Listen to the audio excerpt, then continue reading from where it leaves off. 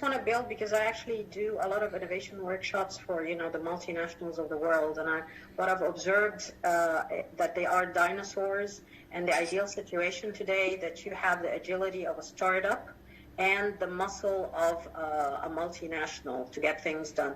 It's changing in a lot of ways, but I always tell them in my workshops that, first of all, you'll feel comfortably lost, because there's so many ideas out there, but at the same time, you come from a big company, you have a fact base, you have a lot of talent in the room, and there is no wrong idea or whatever, but the notion of, ideas on the air and like that, not a lot of people, again, they are anchored in execution, as you have explained, and it's a mindset. And honestly, I think that and to change the culture into innovation, it has to be a sort of an education that the organization endorses education and learning in general.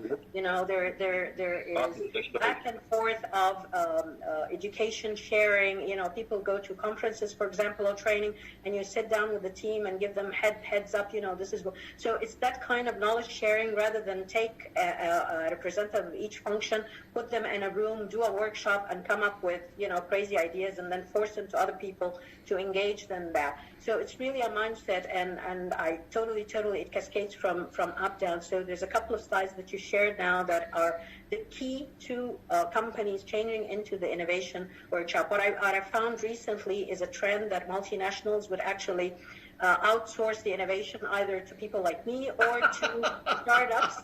Yeah, to start up, particularly if their definition is around product and packaging, which is a very, very limited view of innovation. I think today innovating in the process, for example, in procurement or supply chain, are key to get businesses going versus, in developing markets, for example, you're working on yogurt. I worked in Yemen, for example, and they just have plain yogurt. But I know this category, if I'm looking at the Netherlands of Denmark, the landing one is all of these plant-based stuff, blah, blah, blah. So I know the cycle. I don't have to have breakthrough, disruptive innovation and that.